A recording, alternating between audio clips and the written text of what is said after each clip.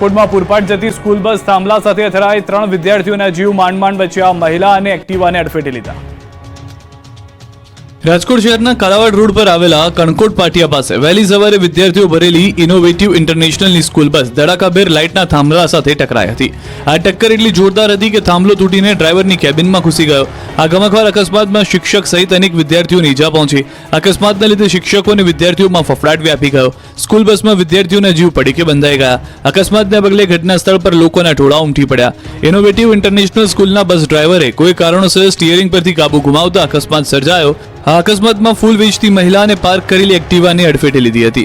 અકસ્માતની જાણ થતાં 108ની ટીમ ઘટના સ્થળે પહોંચી ગઈ હતી. ઈજાગ્રસ્તોને સારવાર અર્થે ખસેડ્યા હતા. બીજી તરફ સ્કૂલના સ્કૂલ ડાયરેક્ટર વિવેક સિહોરાએ બસના ડ્રાઈવરનો બચાવ કરતા કહ્યું કે ડ્રાઈવરને સવારે બ્લેકઆઉટ થવાની ઘટના બની. બસ ચાલકની મેડિકલ તપાસ થશે. બસ ચાલક જવાબદાર જણાશે તો કાર્યવાહી કરાશે. તો રાજકોટની જ અન્ય વિદ્યાર્થીની માટે કન્ટેનર કાળ બન્યું. કન્ટેનરની અડફેટે વિદ્યાર્થીનીનું મોત થયું. આજીડેમ ચોકડી નજીક માર્કેટિંગ યાર્ડ સર્વિસ રોડ ઉપર કન્ટેનર ચાલકે વિદ્યાર્થીનીને કચડી હતી.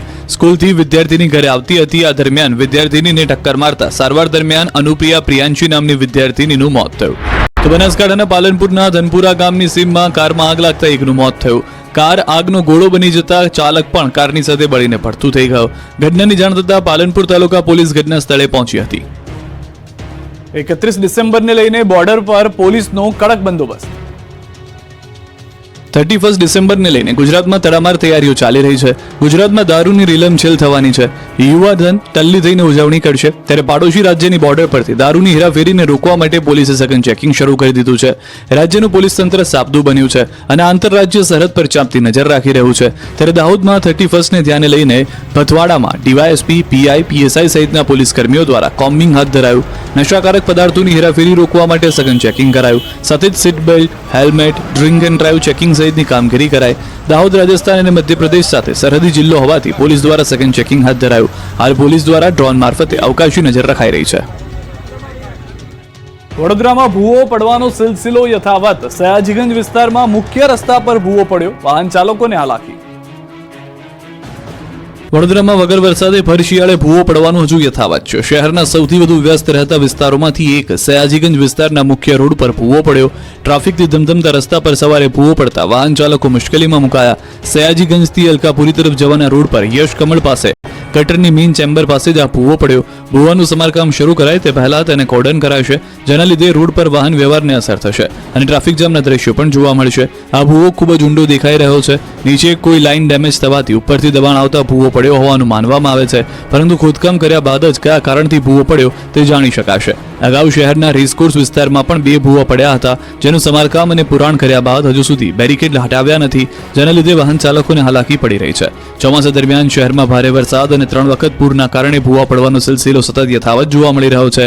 પાણી ગટરની લાઈનો જૂની થઈને જવાના કારણે તેમાં ભંગાણ પડવાના લીધે રિપેરિંગ માટે ખોદકામ પછી કોન્ટ્રાક્ટરો દ્વારા પુરાણની કામગીરી બરાબર નહીં કરવામાં આવતા ભૂવા પડવાનું પ્રમાણ વધ્યું છે. સુરત પોલીસે 500 આરોપીને સુધરી જવા આપી ચેતવણી. છેલ્લી તક આપવામાં આવી. 31 પહેલા પોલીસ સતર્ક થઈ છે, ત્યારે સુરત શહેરના પાસાના આરોપીની ઓળખ પરેડ યોજાઈ. ગંભીર ગુનામાં સંડોવાયેલા હોય અને જે આરોપીઓ છેલ્લી 1 વર્ષમાં પાસાની સજા કાપીને આવ્યા હોય તેવા આરોપીઓને સુધારવા માટેની એક તક આપવા માટે સુરત પોલીસ પટેલ ગ્રાઉન્ડ ખાતે એકત્ર કરવામાં આવ્યા હતા. સાથે સાથે અલગ અલગ પોલીસ સ્ટેશનના આરોપીઓને લાવ્યા બાદ અધિકારીઓ આરોપીઓને ઓળખી લે અને આરોપીઓને ધ્યાનમાં આવે કે પોલીસ તેમના પર સતત વોચ રાખી રહી છે, એટલે ગુનો કરતા પહેલા 100 વાર વિચારે. આ હેતુસર આરોપીઓને એકત્ર કરી વોર્નિંગ આપવામાં આવી. સુરતના 33 પોલીસ સ્ટેશનમાંથી આ તમામ આરોપીઓને લાવ્યા બાદ નવો કાયદો જે પ્રકારની જોગવાઈ છે તેને લઈને સમજણ પણ આપી. તમામ જાણકારી પોલીસ કમિશનર દ્વારા આપવામાં આવી. ખૂંખાર પકડાયેલા આરોપીઓને પોલીસ દ્વારા સીધી રીતે સુધરી જવા માટેની વોર્નિંગ આપવામાં આવી છે. સરકારી જમીન પરથી દબાણ દૂર કરવા સુરતમાં મેગા ડિમોલિશન. કતારગામ, પાલમા અને અડાજણમાં બુલડોઝર ધણધણ્યું. સુરતમાં સરકારી જમીન પરથી દબાણો દૂર કરવા માટે તંત્રએ લાલાંક કરી છે. સરકારી જમીન પરથી દબાણ દૂર કરવા સુરતમાં મેગા ડિમોલિશન હાથ ધરવામાં આવ્યું છે. કતારગામ, પાલમા અને અડાજણમાં બુલડોઝર ધંધણ્યું હતું. સુરતના કતારગામ, પાલમા અને અડાજણમાં મામલતદારની હાજરીમાં કામગીરી પૂર્ણ કરવામાં આવી. શહેરમાં સરકારી જમીન પર થયેલા દબાણો દૂર કરવા માટે મેગા ડિમોલિશન અભિયાન હાથ ધરવામાં આવ્યું. કતારગામ અને અડાજણ મામલતદારની ટીમ દ્વારા વિવિધ સ્થળોએ કાર્યસૂચિત સમયગાળા પૂર્ણ કરવામાં આવ્યું. કતારગામ મામલતદારની આગેવાનીમાં ડિમોલિશન અભિયાન શરૂ કરાયું. કતારગામના સર્વે નંબર 40 પૈકીની યુએલસી ફાઝલ જમીન ખાલી કરાવી. અડાજણ મામલતદારની ટીમે ગૌચર અને ફાઝલ જમીન પરથી દબાણ દૂર કર્યું. સરકારી જમીન પર મંજૂરી વિના ઉભો કરવામાં આવેલા સ્ટ્રક્ચરને તોડી પાડવામાં આવ્યો. પાલ વિસ્તારમાં block number 429, TP scheme number 16 અને ફાળવેલ પ્લોટ નંબર 92 પર દબાણ દૂર કરાયા. પૂર્વ પ્રધાનમંત્રી મનમોહન સિંહજીનું અવસાન થતા રાષ્ટ્રીય શોક જાહેર. કાંકરિયા કાર્નિવલ સંપૂર્ણ રદ. ફ્લાવર શો પણ 2 દિવસ મોડો શરૂ થશે. એએમસીએ સત્તાવાર જાહેરાત કરી. દેશના પૂર્વ વડાપ્રધાન ડોક્ટર મનમોહન સિંહનું નિધન થતા 7 દિવસનો રાષ્ટ્રીય શોક જાહેર કરવામાં આવ્યો.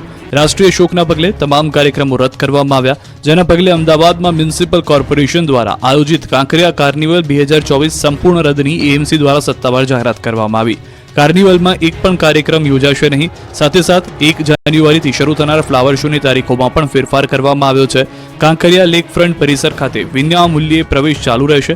સાબરમતી રિવરફ્રન્ટ ખાતે યોજાનાર ફ્લાવર શોનું 1 જાન્યુઆરીના રોજ મુખ્યમંત્રી ભૂપેન્દ્ર પટેલના હસ્તે ઉદ્ઘાટન થવાનું હતું, પરંતુ રાષ્ટ્રીય શોકના પગલે હવે 3 જાન્યુઆરીની આજુબાજુ આ ફ્લાવર શો નાગરિકો માટે ખુલ્લો મુકાશે.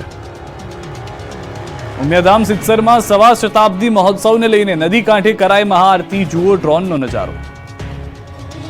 જામનગરના સિત્સરમાં સવા શતાબ્દી મહોત્સવનો રંગારંગ ઉજવણી થઈ. જામનગર જિલ્લાના જામજોધપુર ખાતે આવેલા ઉમિયાધામ સિત્સર ખાતે સવા શતાબ્દી મહોત્સવની ઉજવણી થઈ રહી છે. કડવા પાટીદાર સમાજના જ્ઞાતિજનો માં ઉમિયાના ભક્તોની વિશાળ ઉપસ્થિતિમાં આરતી યોજાઈ. વેણુ નદીના કાંઠે આવેલ ઉમિયાધામની વિશિષ્ટ આરતી યોજાઈ. આ મહાઆરતીના આકાશી દ્રશ્યો સામે આવ્યા. દ્રશ્યોમાં જોઈ શકાય છે કે મોટી સંખ્યામાં ભક્તો ઉમટી પડ્યા છે અને માં ઉમિયાની આરતીમાં માઈ ભક્તો જોડાઈ ધન્યતા અનુભવી. હૈયું દડાતું આ દ્રશ્યોમાં જોઈ શકાય છે અને માં ઉમિયાની આરતી